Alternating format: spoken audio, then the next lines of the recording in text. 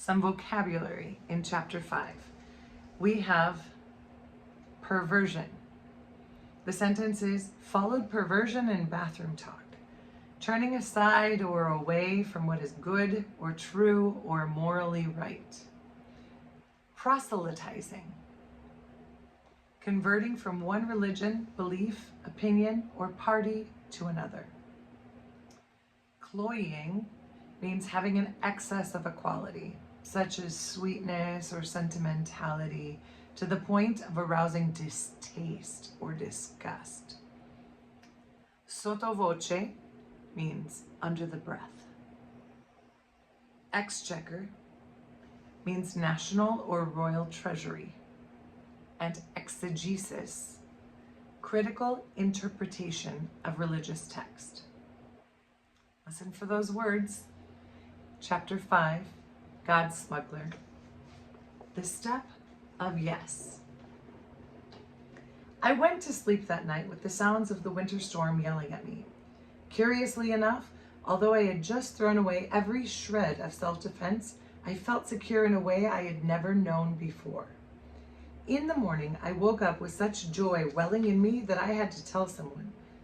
I couldn't tell my family. They were worried enough about me already. That left the Wetstras and Keys.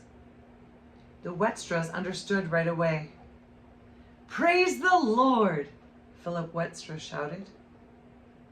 The phrase made me uncomfortable, but the tone in his voice warmed my heart.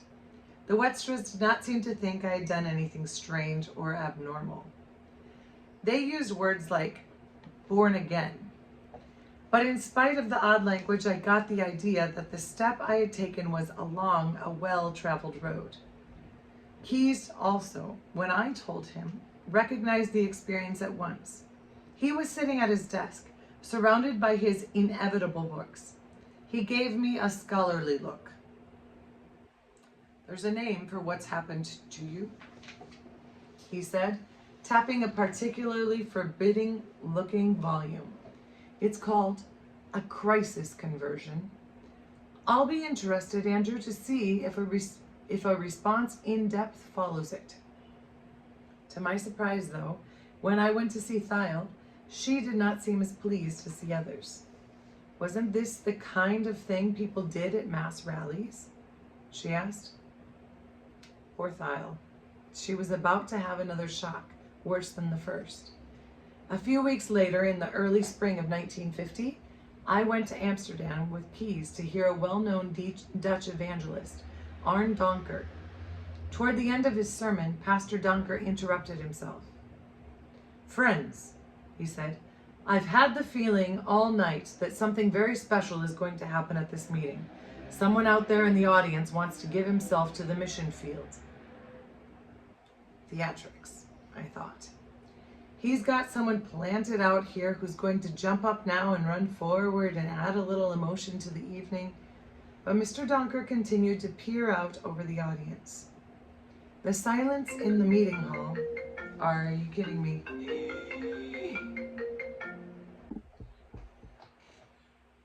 The silence in the meeting hall under his stare grew oppressive. Keys felt it too. "I hate this sort of thing," he whispered. "Let's get out of here." We edged our way to the end of our row.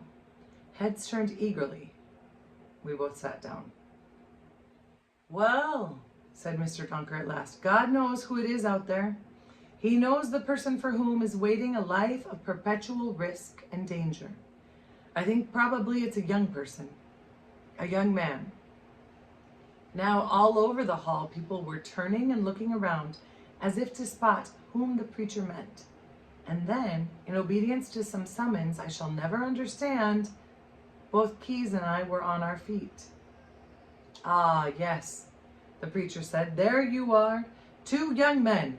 Splendid. Will you boys come forward?"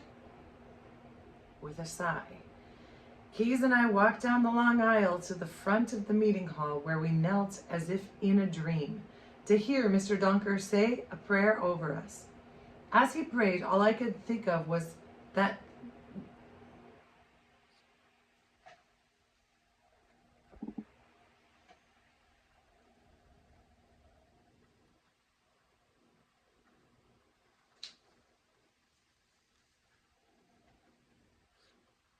The silence in the meeting hall under his stare grew oppressive.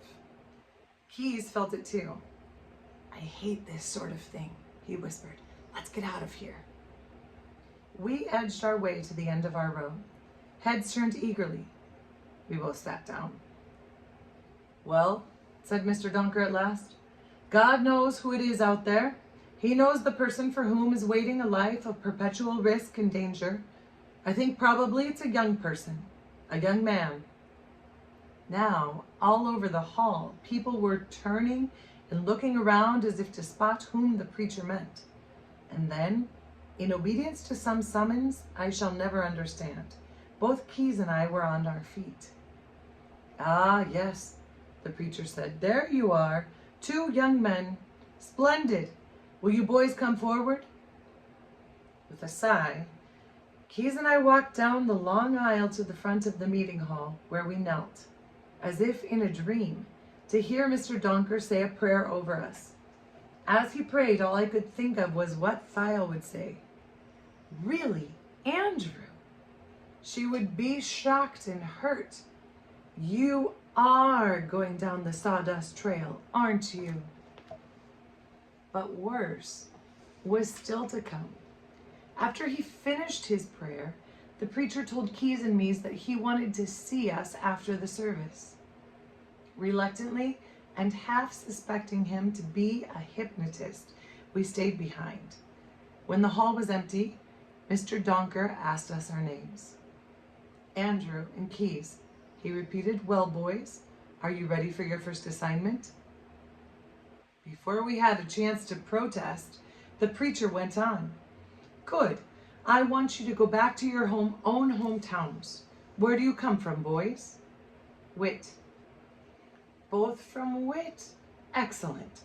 I want you to go back to Whit and hold an open-air meeting in front of the burgomaster's house. You'll be following the biblical pattern. Jesus told the disciples to spread the good news beginning at Jerusalem.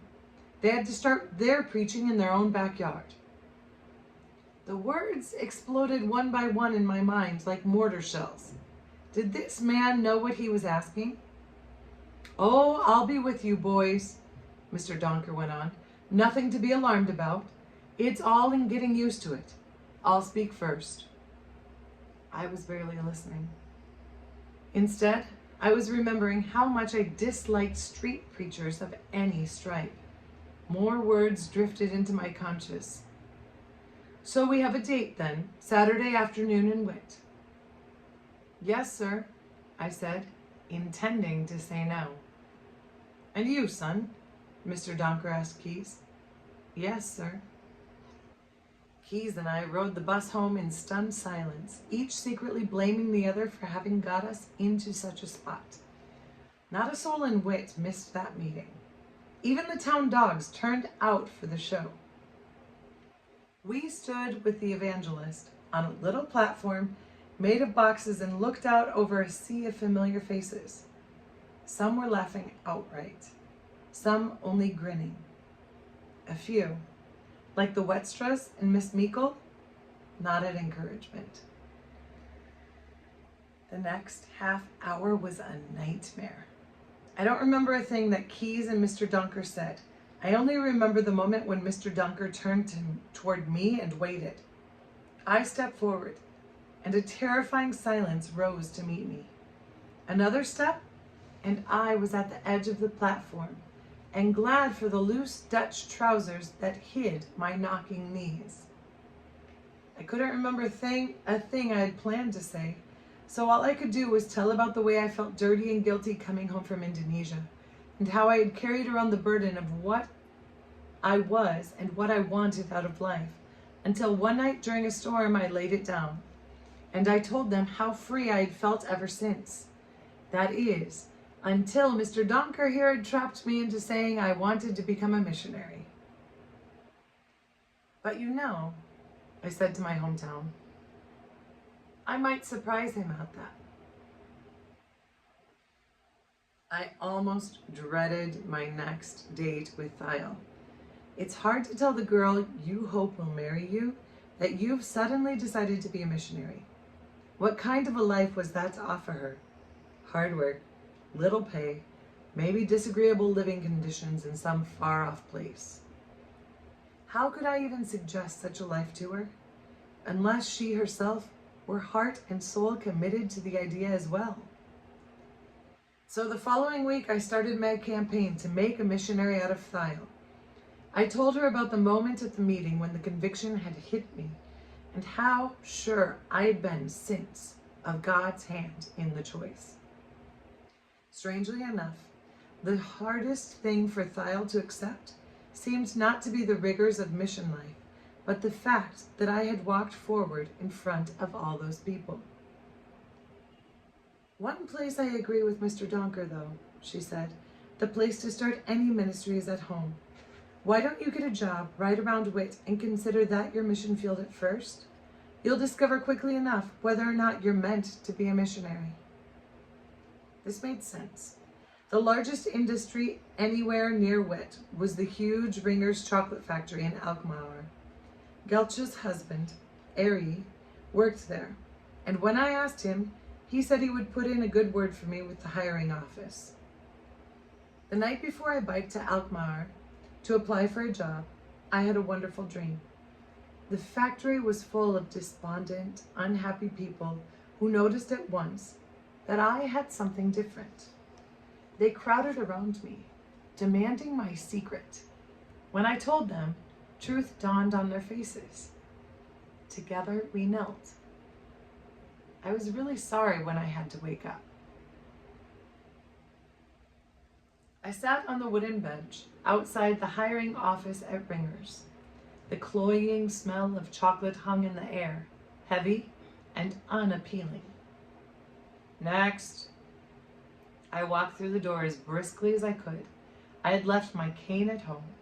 Walking was still painful for me, but, except when I was tired, I had learned to step on the injured ankle without limping. The personnel director was scowling at the application form in front of him. Medical discharge, he read aloud. He looked at me suspiciously. What's the matter with you? Nothing, I said, feeling the blood rush to my face. I can do anything anyone here can do. Touchy, aren't you? But he gave me a job. I was to count the boxes at the end of one of the packaging assemblies and then wheel them to the shipping room. A slack-faced boy led me through a maze of corridors and stairways and at last pushed open the door to an enormous assembly room where perhaps 200 girls were ranged around a dozen conveyor belts. He left me at one of them. Girls, this is Andrew. Have fun. To my astonishment, a chorus of whistles greeted this introduction, then shouted suggestions. Hey, Ruthie, how would you like him? Can't tell by looking. Then followed perversion and bathroom talk. Even my years in the army had not prepared me for the language I heard that morning. The leader of the foul wisecracking, I discovered, was a girl named Gretchen. Her favorite subject was sodomy. She speculated aloud on which animal would find a soulmate in me. I was grateful when my cart was full and I could escape for a few moments to what seemed like the sanctuary of mail company in the shipping room. Too soon, it was unloaded, and I had to run the gamut of whistles in the big room again. This may be my mission field, Lord, I thought, as I took the receipt for the boxes to the timekeeper's window in the center of the room. But it's not mine. I'll never learn to talk to these girls.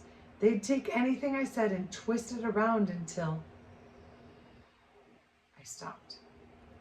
For smiling at me through the glass partition of the timekeeper's booth were the warmest eyes I had ever seen.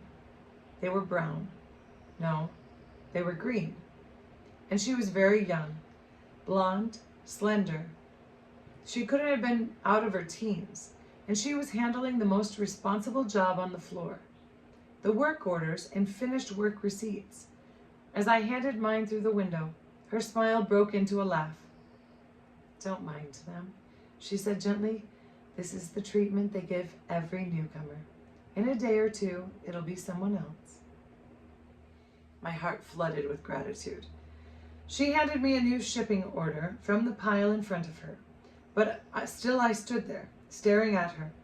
In a room where the rest of the women wore enough powder and rouge to make up a circus, here was a girl without a trace of makeup. Only her own fresh young coloring set off those eyes that were never the same shade twice. The more I looked at her, the more I was sure I had seen her before. But the question would sound like a cliche. Reluctantly, I went back to the assembly line. The hours seemed to drag. By the end of the long day, my feet, every step on my ankle, was agony. Try as I would, I began to limp. Gretchen spotted it at once. "What's the matter, Andy?" she shrieked. "You fall out of bed?"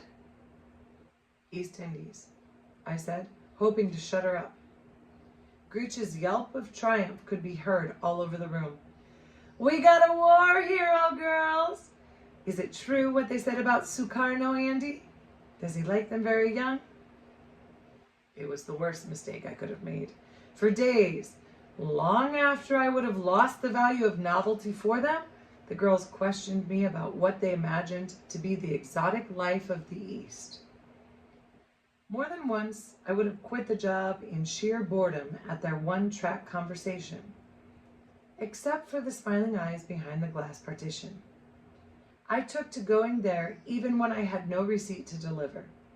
Sometimes, along with a receipt, I'd slip a note of my own. "You're looking very nice today," or "Half an hour ago you frowned. What was the matter?" I kept wondering how she felt about the talk she overheard, and what she was doing in a place like this anyhow. And always, I was haunted by the feeling that I knew her. I worked at the factory a month before I got up courage to tell her, "I'm worried about you. You're too young and too pretty to be working with this crowd." The girl threw back her head and laughed. "Why, Grandpa," she said, "what old-fashioned ideas you have." Actually, she leaned close to the little window, "they're not a bad crowd. Most of them just need friends, and they don't know any other way to get them." She looked at me as though wondering whether to confide in me. "You see," she said softly, "I'm a Christian. That's why I came here to work." I gaped in astonishment at my fellow missionary, and all at once I remembered where I had seen this face before. The Veterans Hospital. This was the girl who had invited us to the tent meeting. And that was the place where... I stumbled over my words in my eagerness to tell her all that had happened and how I had come here to Ringers on the same mission as her own. Her name, she told me, was Corrie Van Dam, and from that day on, Corrie and I were a team. My job of collecting the finished boxes took me up and down the rows of packagers, where I could keep a lookout for anyone with problems. I would pass the word to Corrie, who would speak to the girl in private when she came to the window for her next work order. In this way, we eventually found a small nucleus of people interested in the same things we were. The British evangelist, Sidney Wilson, was holding youth weekends in Holland then, and we started attending these. One of the first people to come with us was a blind and badly crippled girl who worked on the same belt with Gretchen. Amy read Braille and showed me how she punched out letters to the other blind people with a little hand Braille writer. I bought one too, and a copy of the Braille alphabet, and would leave Braille notes on the moving belt of chocolates for Amy's quick fingers to find. Of course, this was too much for Gretchen to leave alone. "Amy," she would bellow down the row of working girls, "how much is he offering this time?" For a long time, Amy took the jibes in good humor. But one day, I came back from the shipping room to see her blinking her milky eyes, as though to keep back tears. "I can see," Gretchen was booming, "how you might not be sure." She caught sight of me and grinned maliciously. All men are alike in the dark, eh, Amy? She shouted. I stopped still in the doorway. I had prayed that morning, as I always did while biking to work, that God would tell me what to say to people.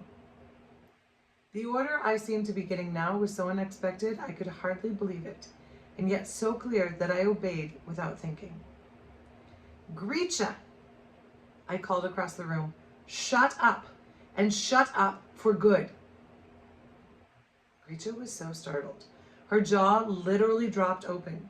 I was startled myself, but I had to follow up or lose the initiative. Gretchen, I called, still shouting across the great hall. The bus leaves for the conference center at 9 Saturday morning. I want you to be on board. All right. Her answer came just that quickly.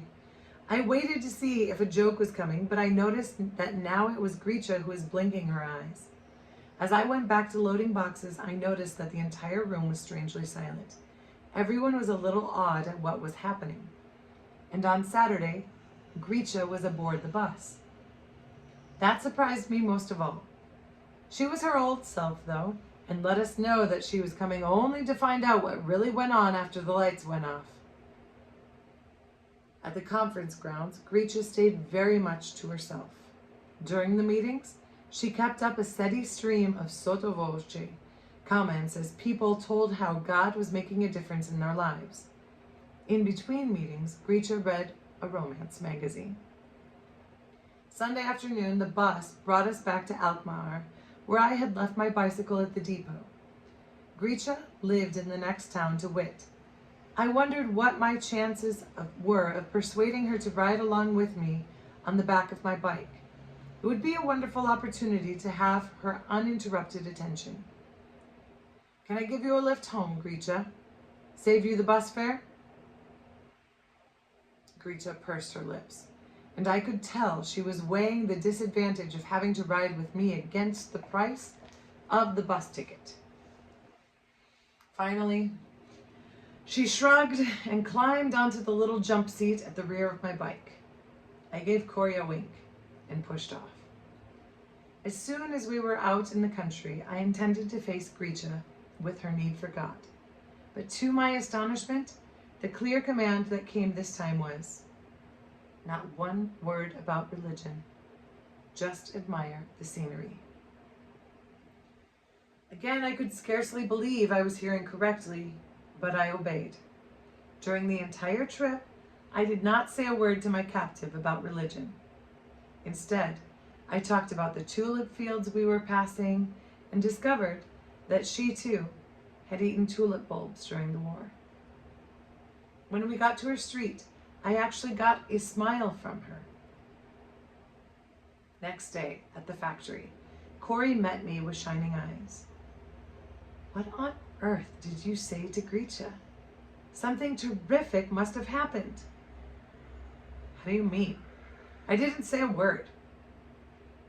But sure enough, all morning long, Gretchen didn't crack a dirty joke. Once Amy dropped a box of chocolates. It was Gretchen who knelt down and retrieved the pieces. At lunchtime, she plunked her tray down beside mine. Can I sit with you? Of course, I said. You know what I thought? Gretchen began. I thought you would high pressure me into making a decision for Christ. Like they said at those meetings. I wasn't going to listen. Then you didn't say a word. Now, don't laugh, will you? Of course not. I began to wonder, does Andrew think I've gone so far there's no turning back? Is that why he doesn't bother talking to me? And then I began to wonder if maybe I had gone too far. Would God still listen if I said I was sorry? Would he let me too start all over again, like those kids claimed? Anyhow, I asked him to. It was a pretty funny prayer, but I meant it. And, Andy, I began to cry. I cried almost all night. But this morning, I feel great. It was the first conversion I had ever watched. Overnight, Gretchen was a changed person. Or rather, she was the same person with a tremendous addition. She was still a leader. She still talked all the time, but what a difference. When Grisha stopped telling smutty stories, many of the other girls stopped too.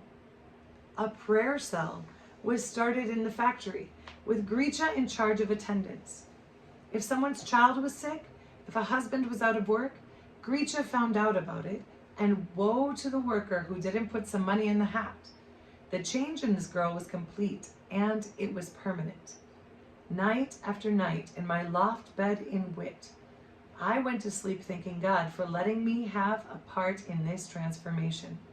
The factory was a different place, and it all came about through obedience.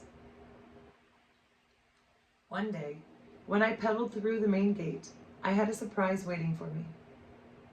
"Mr. Ringers wants to see you," Corey said. "Mr. Ringers?" I must be in real trouble. Maybe he'd found out I was pushing religion on company time. A secretary held open the door to the president's private office. Mr. Ringers was sitting in an enormous leather armchair and waved me into another. I sat down on the edge of the cushion. "Andrew," said Mr. Ringers, "do you remember the psychological tests we finished about 2 weeks ago?" "Yes, sir." "The tests show you have a rather exceptional IQ." I had no idea what an IQ was, but since he was smiling, I smiled too. "We have decided," he went on, "to put you into our management training course. I want you to take 2 weeks off. Walk through the factory and examine every job you see. When you find one you like, let me know. We'll train you for it." When at last I found my voice, I said, "I already know the job I'd like. I'd like to be that man who talked to me after I finished the tests." "A job analyst," said Mr. Ringers. His keen eyes bored into mine. "And I suppose," he said, "that while discussing jobs you wouldn't object if the subject of religion came up?" I felt my face turning scarlet. "Oh yes," he said, "we know about the proselytizing you've been doing upstairs. And I might add that I consider your kind of work considerably more important than manufacturing chocolates." He smiled at the relief on my face. "I don't know any reason, Andrew, why you can't do both. If you can help me to run a better factory while getting recruits for God's kingdom, well, I'll be satisfied." Thyle was ecstatic at my new job. She hoped I would find it so interesting that I would forget the missionary idea. But I couldn't. Although I loved the new work, I felt more and more persuaded that I was being called to something else. In return for my analyst training, I agreed to stay on at Ringers 2 years. When that time was up, I knew I would have to leave. Seeing that my mind was made up, Thyle stopped arguing and pitched in to help me. Her own church was the Dutch Reformed, which had many overseas missionaries. She wrote to each of them, asking what the qualifications were for serving. From them, all the same answers came back. Ordination was the first step to being a missionary. But when I wrote to the Dutch Reformed Seminary, I discovered that making up the schooling I had missed during the war and then studying theology would take 12 years. 12 years! My heart sank at the news. Nevertheless, I enrolled at once in some correspondence courses. Books were the greatest problem.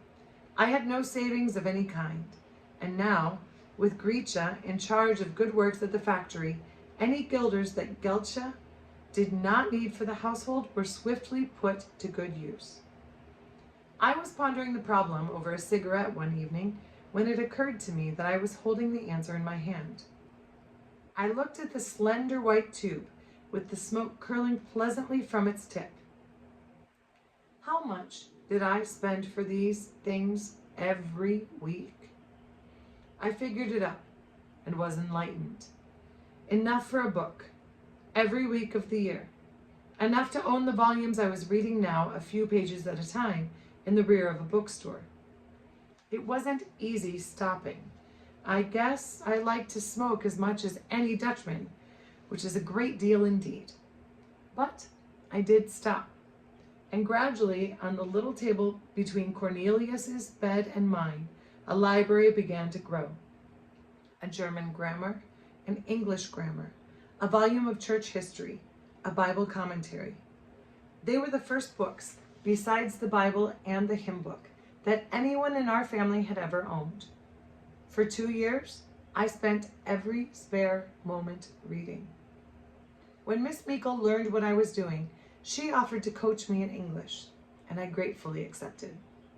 She was a wonderful teacher, kind when I was discouraged, enthusiastic when my own resolve weakened. If her pronunciation seemed a bit different from the English I heard occasionally on Mama's wireless, I put it down to faulty electronics and carefully imitated Miss Meikle. But though Miss Meikle was pleased that I was completing my education, she was less sure about seminary. "Do you really think you need to be ordained in order to help people?" she would say. "You're 24 years old. At this rate, you'll be in your mid-30s before you even begin. Surely there's useful work for laymen in the missions?" "I'm not telling you, Andrew. I'm just asking the question." And of course it was the question I asked myself almost every day. One week, I was discussing it with Sidney Wilson. Enough of us now attended his weekends from Ringers that we would reserve the whole conference center for ourselves. As I grumbled about the delays and formalities of education, he began to laugh. "You talk like the people at WEC," he said. "WEC? Worldwide Evangelization Crusade," he said. "It's an English group that trains missionaries to go out to parts of the world where the churches don't have programs. They feel like you about waiting." Church missions, he explained, were run on budgets. A mission board waited until it had the money, or at least knew where it was coming from, before they sent a man out. Not WEC. If they thought God wanted a man in a certain place, they sent him there and trusted God to worry about the details. "Same with the men they sent," Mr. Wilson went on. "If they think a man has a genuine call and a deep enough commitment, they don't care if he has a degree to his name. They train him at their own school for 2 years and then send him out." That part appealed to me, but I wasn't so sure about the lack of financing. I had known several people who trusted God for their needs, but most of them were really beggars. They didn't come right out and ask for money, they hinted at it. They were known around WIT as the hint missionaries, and it was said of them that they didn't live by faith, but by feelers. No, what I had seen of them was grubby and undignified.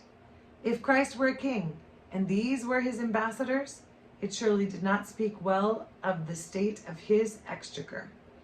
Surprisingly, it was Keyes, who had been studying for ordination for so many years, who was the most interested when I told him what Mr. Wilson had said. "Carry neither purse nor script nor shoes," Keyes quoted. "Theologically, that's very sound. I'd like to know more about the WEC." And a few months later, we had a chance to. Sidney Wilson phoned me one day at Ringers to say that a man from WEC headquarters was visiting in Haarlem. "His name is Johnson, Andy. Why don't you go see him while he's here?" So the next weekend, I biked down to Haarlem. It was just as I thought. Mr. Johnson was thin and gaunt, and his clothes shrieked of missionary barrels. But when he talked about the work the mission was doing all over the world, his sallow face came alive. It was obvious that he gave the credit for all accomplishments to the WEC training school up in Glasgow, Scotland, and to its teachers, most of whom served without pay. They included doctors of theology and biblical exegesis and other academic subjects, but on the faculty were also master bricklayers and plumbers and electricians, for these students were being trained to start missions where none existed. And even this, he said, was not the real emphasis. The true aim of the school was a simple one: to turn out the best Christians these students were capable of being. I went to see Keys as soon as I got back to Witt. Together we took a bike ride across the polders. Keys' questions were sharp and practical, and the kind he would be asking if he planned to drop everything and enroll tomorrow. How much were the fees? When did the next session begin? What were the language requirements? I had not been interested enough to ask, so I gave Keys the address of the WEC headquarters in London and waited for the news I knew I would be hearing. Sure enough, a few days later, Keys told me he had made application for admission to the Glasgow school. Because of his qualifications, Keys was accepted almost at once. I would get home from Ringers to find long, glowing letters from Glasgow describing his life there, the courses he was taking, the discoveries in Christian living he was making. I had already been at the factory longer than the 2 years I had promised Mr. Ringers when he trained me for the new job. Surely this WEC school was the right place for me, too. And still I hung back. I seemed to have so many points against me. I didn't have Keys' learning. And hide it though I might from others, I had a crippled ankle. How could I be a missionary if I couldn't even walk a city block without pain? Did I really intend to be a missionary, or was it only a romantic dream with which I indulged myself? I had often heard Sidney Wilson speak of praying through. He meant by this sticking with a prayer until he got an answer. Well, I was going to try it. One Sunday afternoon in September 1952, I went out onto the polders where I could pray aloud without being embarrassed. I sat on the edge of a canal and began talking to God casually, as I might have talked with Thiel. I prayed right through coffee and cigar hour, right through Sunday afternoon, and on into the evening. And still, I had not reached a point where I knew I had found God's plan in my life. What is it, Lord? What am I holding back? What am I using as an excuse for not serving you in whatever you want me to do? And then, there by the canal, I finally had my answer. My yes to God had always been a yes, but. Yes, but I'm not educated. Yes, but I'm lame. With the next breath, I did say, yes. I said it in a brand new way, without qualification. I'll go, Lord. I said, no matter whether it's through the route of ordination, or through the WEC program, or through working on at Ringers, whenever, wherever, however you want me to go, I'll go. And I'll begin this very minute, Lord, as I stand up from this place, and as I take my first step forward, will you consider that this is a step toward complete obedience to you? I'll call it the step of yes. I stood up. I took a stride forward, and in that moment, there was a sharp wrench in my lame leg. I thought with horror that I had turned my crippled ankle. Gingerly, I put my foot on the ground. I could stand on it all right. What on earth had happened? Slowly and very cautiously, I began walking home. And as I walked, one verse of scripture kept popping into my mind. Going, they were healed. I couldn't remember at first where it came from. Then I recalled the story of the 10 lepers, on how, on their way to see the priest as Christ had commanded, the miracle happened. Going, they were healed. Could it be? Could it possibly be that I too had been healed? I was due at a Sunday evening service in a village 6 kilometers away. Normally, I would have ridden my bicycle, but tonight was different. Tonight, I was going to walk all the way to the meeting. I did too. When it came time to go home, a friend offered me a ride on his motorbike. Not tonight, thank you. I think I'll walk. He couldn't believe it. Nor later could my family believe that I had actually been to the service. They had seen my bicycle leaning against the wall and assumed that I had changed my mind. The next day at the chocolate factory, I walked each employee back to his post at the end of our interview instead of sitting rooted to my chair as I had done in the past year. Halfway through the morning, my ankle began to itch, and as I was rubbing the old scar, 2 stitches came through the skin. By the end of the week, the incision, which had never healed properly, at last closed. The following week, I made formal application for admission to the WEC Missionary Training College in Glasgow. A month later, the reply came. Dependent on space opening up in the men's dormitory, I could start my studies in May 1953. Corey had good news for me too. My last day on the job. She was also leaving Ringers, and she had been accepted in a nurse's training program. I looked into her eyes, sparkling with her surprise, and decided finally that they were Hazel. We held hands just for a moment, then quickly said goodbye. Ahead of me now was the task I dreaded above all others, breaking the news to Thiel that I had enrolled in a school sponsored by no church, supported by no organization, lacking all of the recognized, dignified, time-honored accompaniments that for her were part of education, and indeed of religion itself. We spent a miserable afternoon walking along the waterfront in the lovely springtime of Gorkum. Thiel said very little. I had arguments marshaled for all the objections she would raise, but instead of arguing, she grew more and more silent.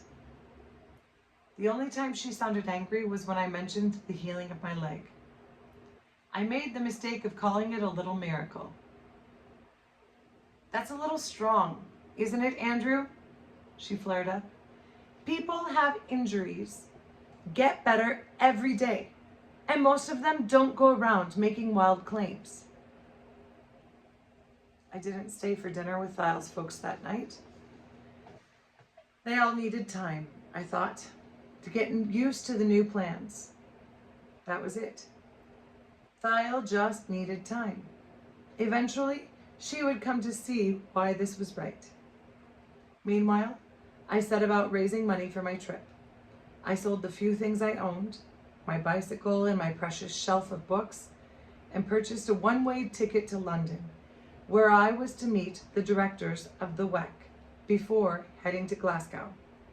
When I had paid for the ticket, I had left a little over 30 British pounds, the fee for the first semester. I was to leave for London on April 20th, 1953, but just before that date, 3 things happened in such rapid succession that they left me reeling. The first was a letter from Thiel. She had written, she said, to the Board of Missions of her church asking their opinion of the school in Glasgow. They had replied that it was a non-accredited, unaffiliated enterprise that had no standing in any mission circle with which they were involved. This being the case, Thiel went on, she would prefer neither to see nor to hear from me as long as I was associated with this group. She signed the short letter, Thiel. Not love Thiel, just Thiel. As I stood in the doorway, holding the letter, trying to take in what it meant in my life, Miss Meikle crossed the little bridge to our house. Andrew, she said, there's something on my mind, something I've wanted to tell you for a long time, only I didn't quite know how to do it. She took a deep breath and plunged in. You see, Andrew, I've never actually heard any English, but I've read a lot of it. she added hastily, and a lady I write to in England says my grammar is perfect. She paused miserably. I just thought I'd tell you. And she fled. I was still digesting these two pieces of information when, 2 days later, a telegram arrived from London. Regret to inform you, expected vacancy has not materialized. Request for admission denied. You may reapply, 1954. 3 blows in a row. There was no room for me in the school. I probably could not speak the language in which the courses were taught. And if I went, I would lose my girl. Every reasonable sign seemed to point away from the school in Glasgow. And yet, unmistakable inside me, sublimely indifferent to every human and logical objection, was a little voice that seemed to say, go. It was the voice that had called me in the wind, the voice that had told me to speak out in the factory, the voice that never made sense at a logical level. The next day I was kissing Marcia and Gelcha goodbye, shaking hands with Papa and Cornelius, and running down the road for the bus that would take me on the first leg of a journey that is still going on.